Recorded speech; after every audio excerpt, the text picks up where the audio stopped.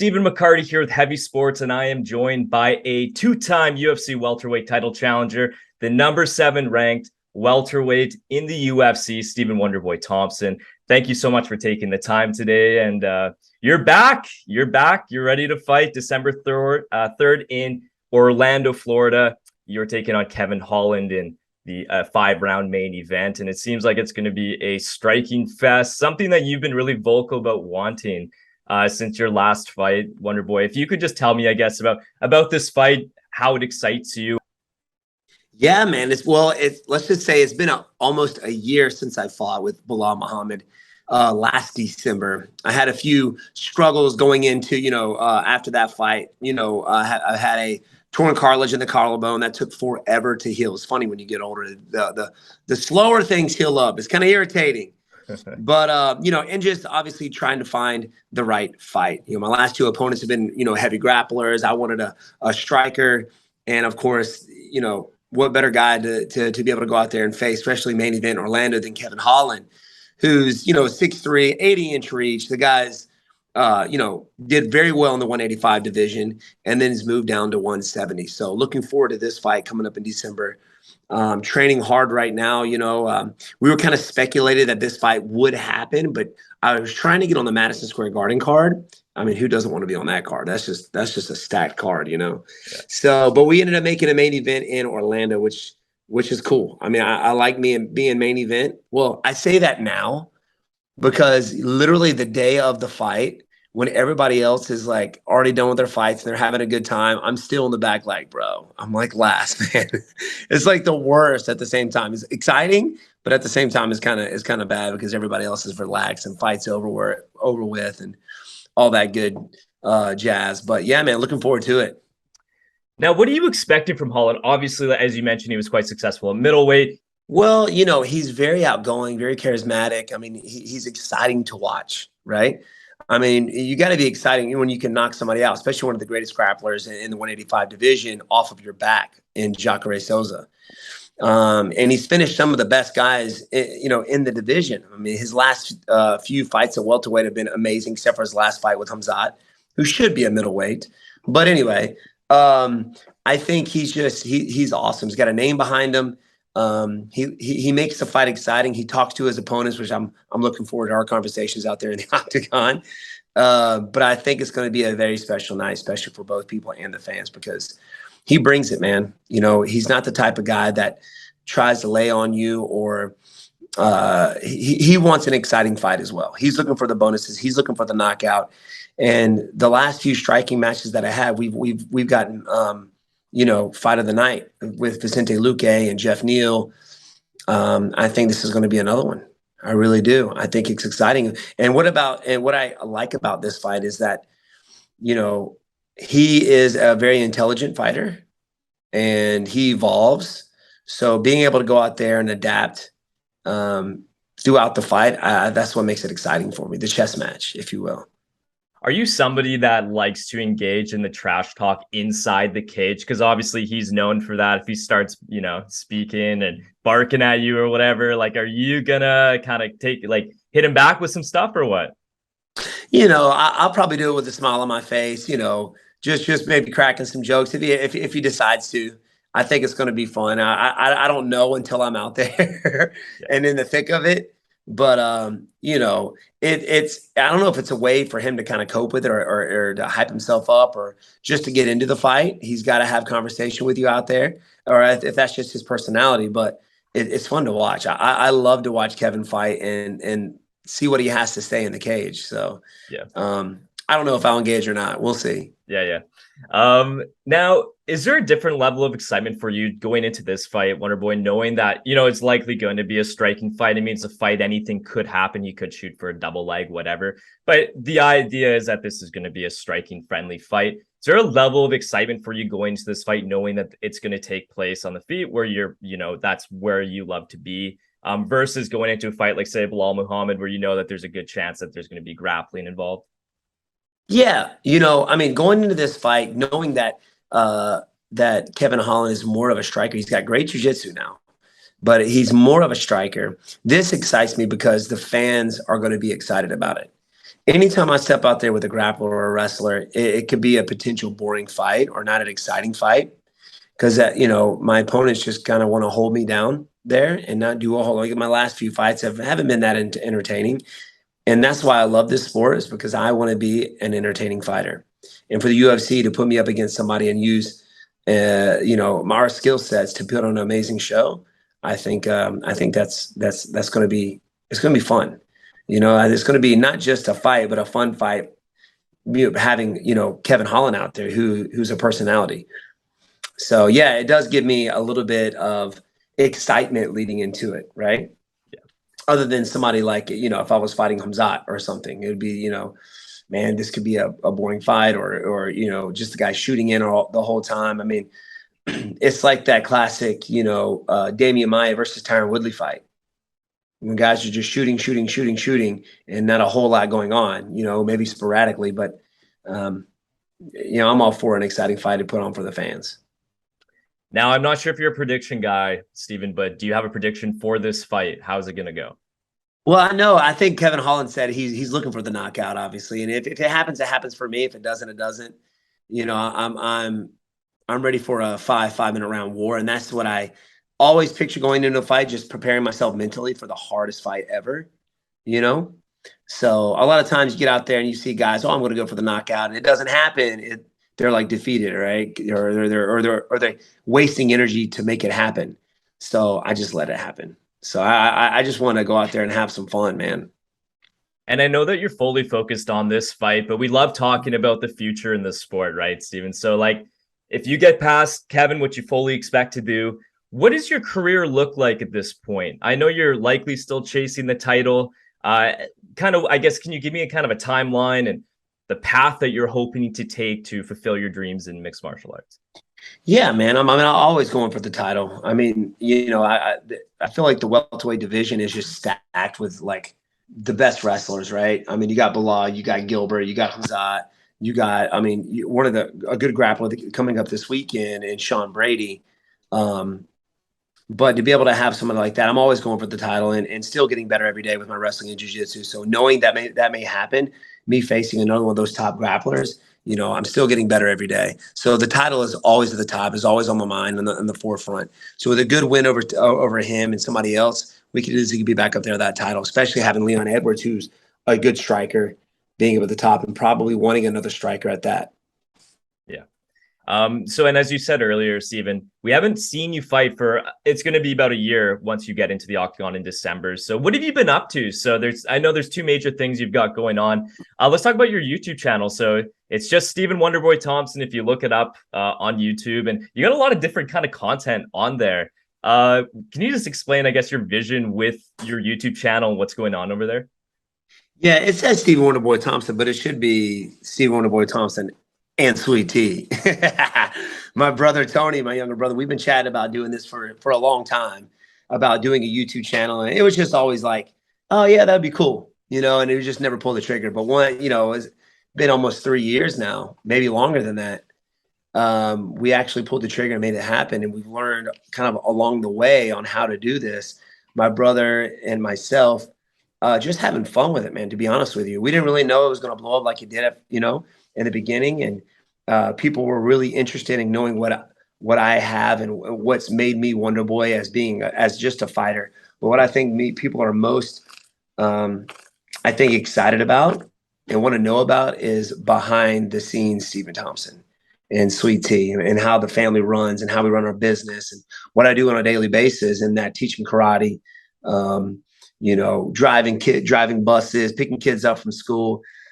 So yeah, man, we have Technique Tuesdays that we break down techniques of my own and things that maybe there's a good knockout this coming weekend. We'll be chatting about it. We have, our podcast as well, which people are excited about. But we have all kinds of really cool stuff, man. We'll do fun stuff too. We did a fruit ninja one not too long ago. We're using like traditional martial arts weapons, having fruit thrown at us. It was a lot of fun. So we got one coming up this weekend where we're going to be smashing pumpkins with martial arts techniques. So it's just something that we have fun with. We met some really cool people along the way, in Sensei Seth and Kevin Lee and Icy Mike, just other influences out there in the YouTube martial arts world. And I think me and Sweet Tea are kind of the pioneers of YouTube and martial arts. Now you're starting to see, you know, the Patty, the Baddies got his own YouTube channel. Now you got, Michael Bisping, Stylebender. They're kind of going that route as well. So it's really, really cool to be able to see that happen, knowing that we were kind of one of the first to make it happen. And another thing that you have been involved with is called Fight Camp, which is it's an online workout routine program that you can purchase online, and you can get a big punching bag. You can get some gloves if you want. And also the big thing is it comes with tracking software for your fists. Yes. So it's called Fight Camp, and you're a trainer for one of the programs there. So Stephen, I guess, can you first of all give us a breakdown for somebody that's never heard of Fight Camp? What is it, and how did you get involved with them? Oh man, so I literally spent a week out in California about several weeks ago, and it had it was literally, I started my actual fight camp with Fight Camp. I was out there doing a lot of filming, but my path with Fight Camp allows users to train like me through a 4-week program.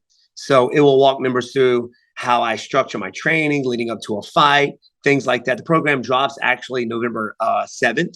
On Fight Camp app, literally 4 weeks before my up and coming fight against Holland.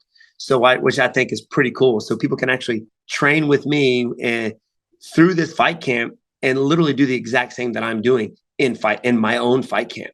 So it really will, parallel what I'm working on myself, which I think is pretty cool.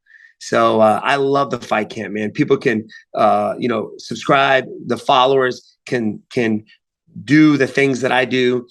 Each video in the series is a short film, so even people with a busy schedule can tune in and learn to train like the pros. So, I think it's super cool. Over the course of like 4-week program, I work with Fight Campers members on like basic boxing skills and form, conditioning, strength training, bag work, and even road work and sparring. So they do it all. They're literally subscribing to my Fight Camp and can do exactly what I do through the whole ordeal. And people can kind of tune in and go through it with me, get in shape with me. Yeah. If somebody buys it, are they doing it every single day for 5 days a week? Do they do it kind of whenever they want to? Is it just kind of like, let's turn on the program and we're going to go to day 2, even, of Wonderboy's program? Like, how does that work?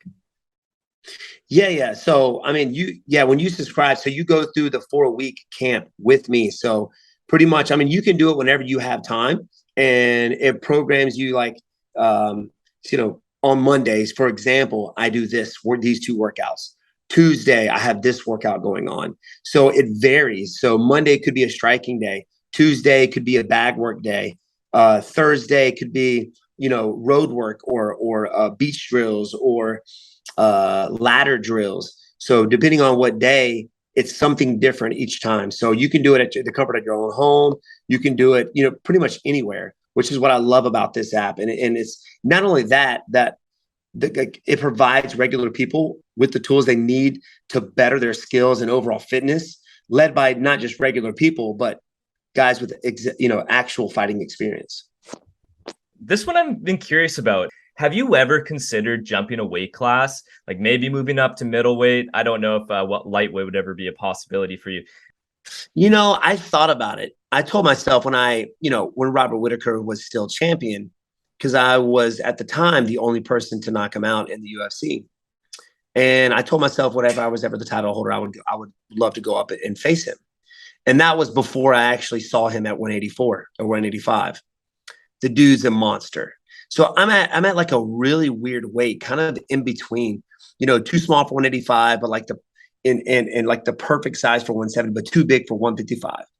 I'll walk around about 190, 195. Most welterweight walk around over 200 pounds. I actually know 155ers that walk around over 200 pounds. Ridiculous. So I'm at this weird weight where it's like, I can never break that 200 point to be able to walk around and face these bigger bodies. And, one of the best of all time, who is a family member now, Chris Weidman, fights at 185. And when I fight this guy, when I spar this guy, and it might be just him, but he is the strongest mamma jamma that I have ever had to deal with. He's just a big size. I mean, like 6'2", almost 6'3", 225, walking around and just ridiculous strength. I was like, man, is everybody in the 185 division like this? So it's kind of scary. You know what I mean? It's like I've never thought about it.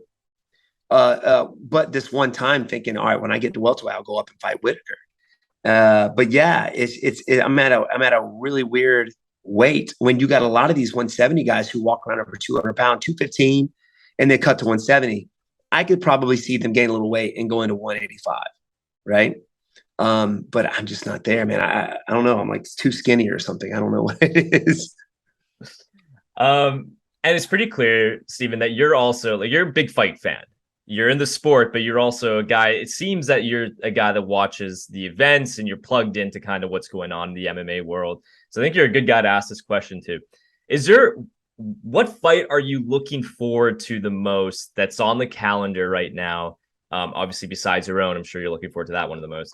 But what fight in the MMA world are you looking forward to watch the most right now?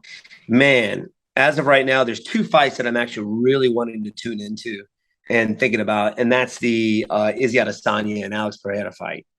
I've done a lot of breakdowns off these fights, and I did one actually on the YouTube channel. I'm really looking forward to this fight because, they faced each other twice before, and Pereira coming out on top on both fights. But if you go back and watch the first fight, I thought Izzy should have won. It was some Chinese promotion. Izzy won that fight. Second fight, Izzy was winning, actually knocked down Pereira. I think it was a head kick. I think it was a head kick. And then Pereira comes out and ends up knocking Izzy out. So, but in both fights, Izzy was winning until he just didn't. I don't understand the first one. So I'm excited about that. And I think with the MMA, skill set that these guys have, and Izzy being at the top and fought a lot more MMA fights than I think Pereira has, I think it's going to be a very interesting fight in that there's nobody else for Izzy Adesanya to fight. He's beat everybody at the top except for Pereira. I think Pereira's had like 3 fights in the UFC and he's already fighting for the title. So I think I'm looking forward to that one. And of course, the rematch between Leon Edwards and Kamaru Usman. So that was probably one of the biggest upsets this year or even the past 5 or 6 years. Fighting up in altitude. Obviously, both guys are fighting up in altitude. Other fights, a lot of these guys were fatiguing. But to be able to see the adversity that Leon Edwards has went through and not let it break him was just unbelievable. We all know Kamaru Usman is just a machine. He's a cardio machine, wrestling machine, doesn't get tired. He pushes the pace. He tries to break you. But when you got Leon Edwards going out there, taking down Leon Edwards in the first round and controlling him literally the whole entire first, never been done before against Kamaru Usman. So it shows the evolution of Leon Edwards. Of course, Usman was winning until he just wasn't, right? But it was like perfect time to throw the head kick when they were both fatigued. And when you're tired, your blocking skills, everything is just so more dramatic and you put yourself in bad position. And it was just the perfect time for him to set up that head kick.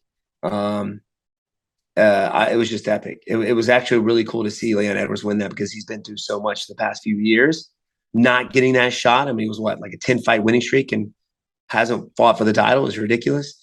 But I'm looking forward to that fight as well. Yeah, and that fight obviously greatly affects you. Like whoever wins that fight is going to be the champion of the division that you compete in. Do you have a prediction for that fight for the trilogy? I think I do believe that Usman on paper wins the fight, but going back, I mean, can he pull that off again? We don't know. Can Leon Edwards pull that off again? I don't know. Maybe with a different technique. But now it's like in your head, like he could definitely do it again, and he could pull something out of the hat again, and maybe he's working on something different. Now he's really working really hard on his wrestling right now for this next fight, his cardio as well. So both guys are going to be at their highest level. Leon wants to retain the belt. He wants to be the best pound for pound guy. Usman wants it back. He just got knocked out. Never happened. I don't think it's ever happened to him before. Maybe TKO'd. I'm not sure, but he's itching, man, for the bits to get that thing back. He wants to prove to everybody. So it's going to be the best in London at that. It's going to be in London, I think, the best that these guys can dish out. So I don't know. On paper, I got Usman, but in my head, I think Leon could win it again. So it's just like a flip of the coin, man. When you get up at that type of skill set and skill level and experience, it's literally at the top. Like, we don't know. No idea. And last one for you, Steven. If you could play matchmaker for the UFC right now, regardless of fight bookings or rankings, is there one fight that, just as a fan and somebody that loves martial arts, that you would love to see two guys get put together or girls get put together into the octagon? Oh man, that's a. I've never been asked this question before. There's so many fights, so many fighters I would like to see. I want to see John Jones back out there again against Francis Ngannou. I want to see how he does. I want to see if him putting that weight on, is it gonna be will it help him? We don't know. But as of right now, I think that would definitely be the top of my list. Is the John Jones and Francis Ngannou. If not Francis, then Stipe. No, not Stipe. Gone. Cyril Gone. Yeah. I think that would be a good one. Yeah. But I think that's just, heavyweights are heavyweights. Heavyweights have always been super exciting to me because everybody, you can get knocked out in just one punch. But I would like to see how well John Jones does against him. Awesome. Well, that's all I had for you, Steven. I really, really appreciate the time again, man. Good luck on December 3rd, UFC Orlando against Kevin Holland, 5-round main event. Take care. Hopefully we talk again soon. You got it, Steven. I appreciate you, buddy.